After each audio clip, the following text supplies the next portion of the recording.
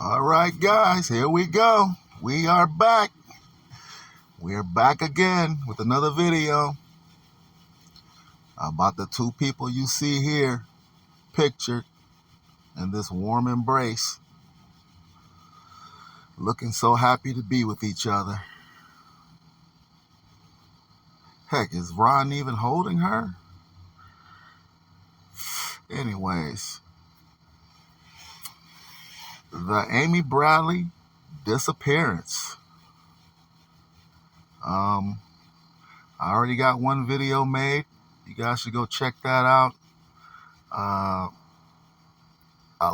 raise a lot of questions about Ron, the father of Amy Bradley, his story about Amy's last moments on that cruise ship. So go check that video out. And I got other videos out as well. Like I say, the John Benet Ramsey case. If you like that case, I got all the answers for you. I'll tell you who did it, how he did it, and in some instances, why he did it. So you'll be shocked. It's not anything you've ever heard before. So go check them out.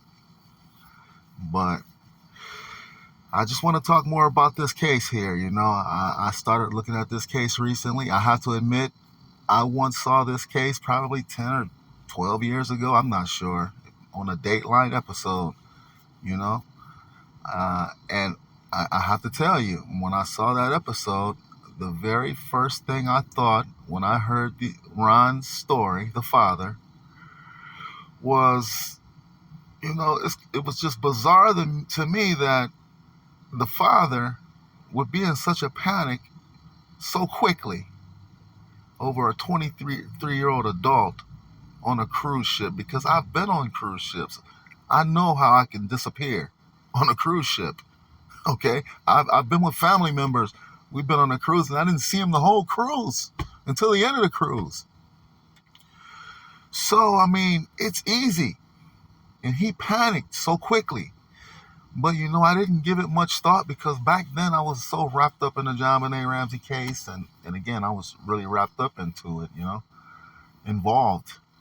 So I guess the Netflix documentary, you know, and I have more time now to focus on this Amy Bradley disappearance. And now when I hear Ron's story again, it's like,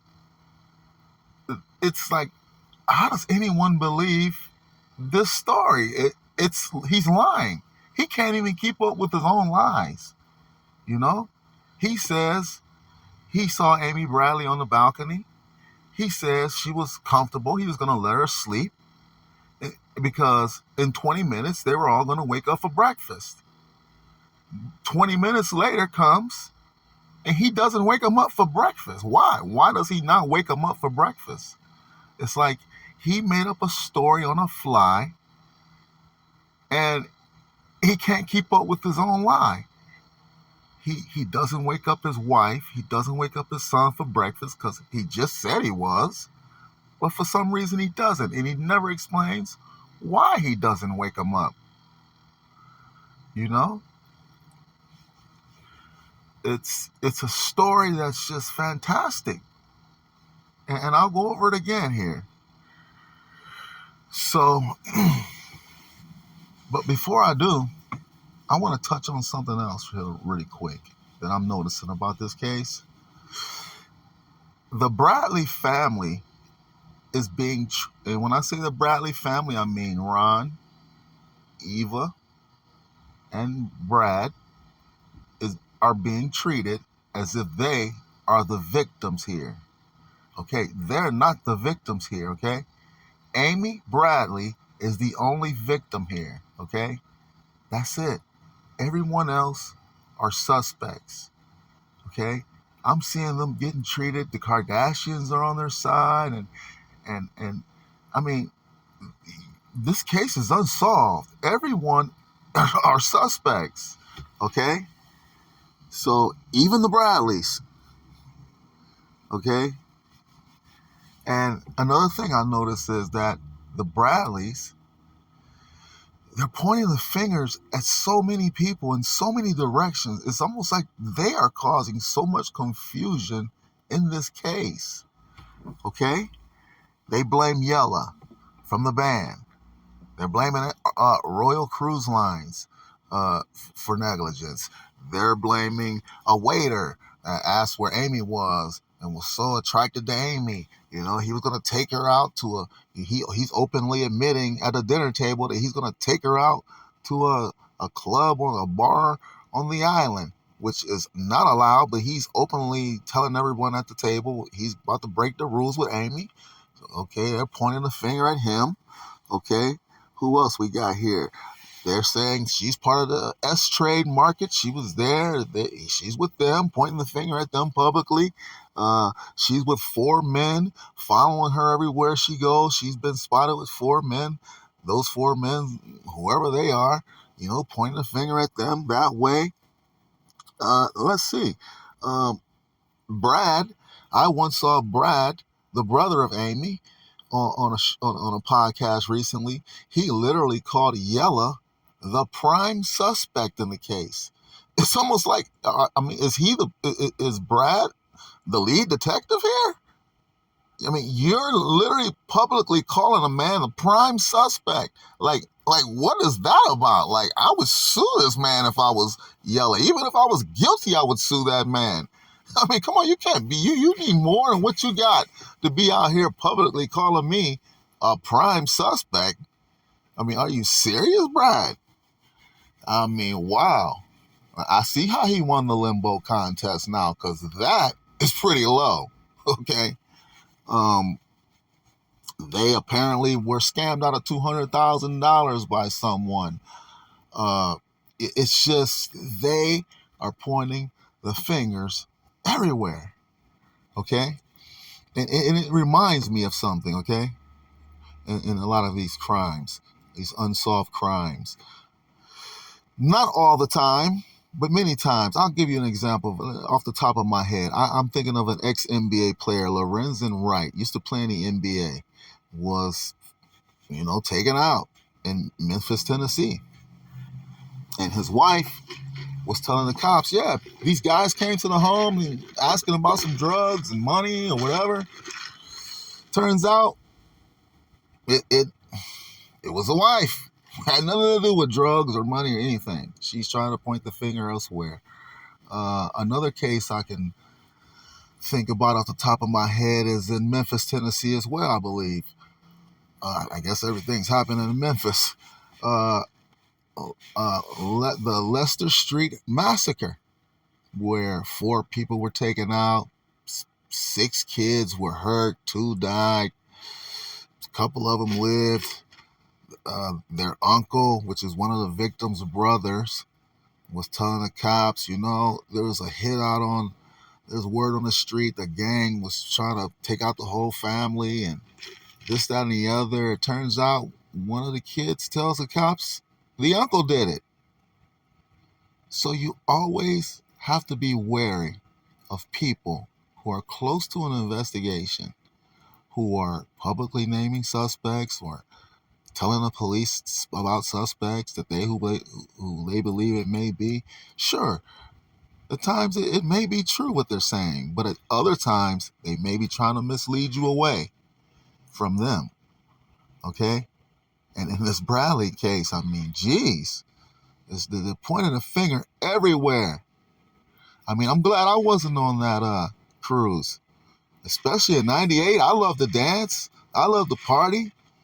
You know, I would have been in there. I might have been with Amy. And next thing you know, I'm on Dateline. I mean, because Brad and Eva and Ryan, are we serious? Because I had a dance with Amy? Yeah. They'd have been like, yeah, she was with this hunk. I would have been known as the hunk on the cruise ship. They would have had Yella and then the hunk she was with. Anyways, I'm just joking. But seriously, though, that is just too much. They're just pointing the finger. If you are the family and you want the truth, you want the truth. You don't want the wrong people getting arrested. What you believe, okay, keep it to yourself. You don't have to be publicly calling people prime suspects. Are we serious? No. You want the truth. You don't want to just keep muddy in the waters yourself. If you are the family and you want the truth, okay? It's just that simple. Meanwhile, we have this story here. Ron Bradley's story. The more I look at Ron Bradley's story of Amy's last moments on that cruise ship, the more it looks like a confession, guys. He made this story up on the fly. He needed to fool not only the police, he needs to fool his family. You know, if he got up out that bed, he needs to have a reason for Eva. Because if she woke up and heard him or saw him, why he got up, he needs to have a story. But he made it up so quickly, out of a panic. It's a confession when you really think about it. He's not coming out and saying, I did it. But in a backdoor way, he's saying, I knew Amy was missing without anybody's help. I didn't need my family's help. I didn't need the cruise director's help. I didn't need the captain's help, anyone's help. I knew she was missing right away, and I panicked. Okay? So, says he woke up, saw Amy on the balcony. She was comfortable. Said in 20 minutes, he was going to wake her. In 20 minutes, he wakes up, does not see her. He does not wake up his family, and he does not wake up his wife for breakfast. Why? It's unexplained. He lets them sleep. I guess he's going to let them sleep 20 more minutes and wake them up in 20 minutes. I don't know. He never explains why. But he just wakes up, doesn't wake them up, assumes Amy needs to be looked for because he doesn't wake them up and ask them, you know, do you know where Amy is? I mean, Brad, this is more proof. This right here should tell you Ron Bradley is guilty. His story's a lie. This right here. After everything else I've told you, that hasn't convinced you. This should convince you, especially if you have brothers or sisters who are close to you. Okay? Brad was close to Amy. Everyone knows that. There's no doubt. He was so close they were at the club together. They were so close, they were up until 4:30 in the morning on that balcony together. But his father and Amy's father wakes up in the morning and he never asks the brother where Amy is. That's the first person you are supposed to ask if you're a parent. If my mom or my dad wanted to know where my brother was or sister, they're going to ask us. Okay? Because they could have been on that balcony and Amy could have told Brad, look, I'm about to hit, Brad was like, I'm going to bed. Amy could have said, yeah, I'm about to go in a few minutes. I'm about to go back up on the up on the up deck, or I'm going here, or I'm going somewhere, or I'm going to the bathroom to throw up. Would Ron go into the women's bath? Did he search all the women's bathrooms as well? Anyways, he should have asked the brother. Of course, that's the first thing. You don't go searching a ship, the world's largest ship, by yourself. He never asked him. Doesn't even wake him up like he's supposed to. Takes off looking for Amy on the world's largest ship alone. Okay? He had 2 occasions to ask him. That occasion, and after he comes back after an hour, and he still doesn't ask Brad, where's Amy? He comes back not asking any questions. He's in a panic. Searched the world's largest ship by himself. Never asked Brad, just wakes him up, giving declarations and demands. She's missing. We need to look for her. Guys, it's confession, guys. Come on. Excuse me. Come on. Sip of my big gulp there. Yeah, I mean, that is a confession. You don't need anybody's help. You don't need to ask anyone for anything. two occasions you had a chance, you still not asking, and they're waking up in a panic as well. You're scaring everybody to death, and she's really missing. Okay? Problem. That's a problem for Ron Bradley and his story. Amy's shoes still in the balcony. He goes out there, still in the balcony. She would need more shoes. That means she would come and have to look for more shoes in the room, rustling around, making noise. Nobody hears anything. Nobody hears her looking for more shoes. Nobody hears a sliding glass door. Nobody hears the ocean in the background once the sliding door opens. Guess what? FBI investigates, says there's no evidence she ever left the room. Yeah, I bet they looked at this case and said, guys, I bet they went back to the office and was like, guys, laughed at Ron's story. It was like, we just don't have enough to charge. It was like, I mean, look at this case. Out in open waters, we got this story that's wild and crazy, but that's all we got. They just probably left it alone after that.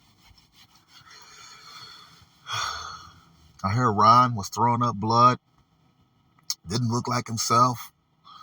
If you ask me, I bet he had sleepless nights and nightmares as well that wouldn't go away. But that's only my assumption.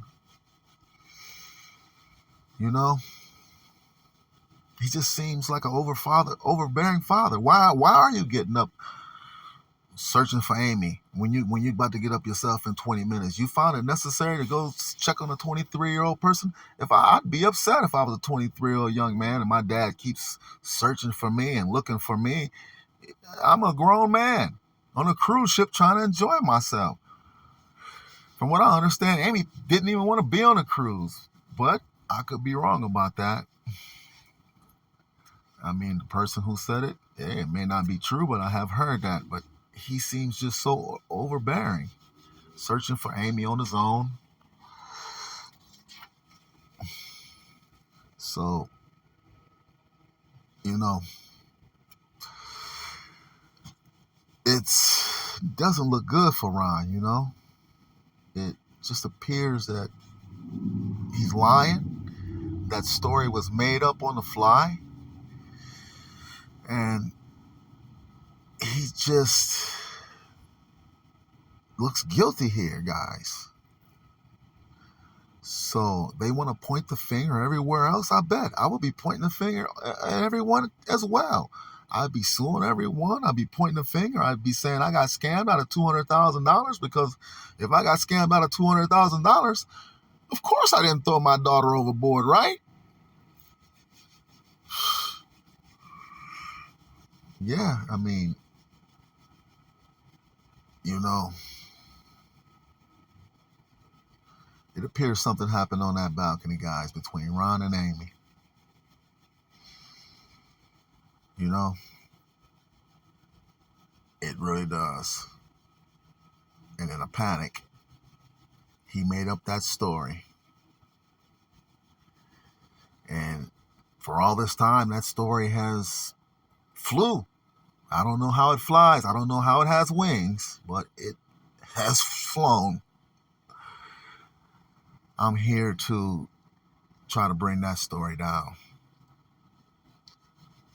And there you go. So until next time, hope you guys, by the way, are enjoying your Labor Day weekend. And until next time, stay safe and take care of yourself.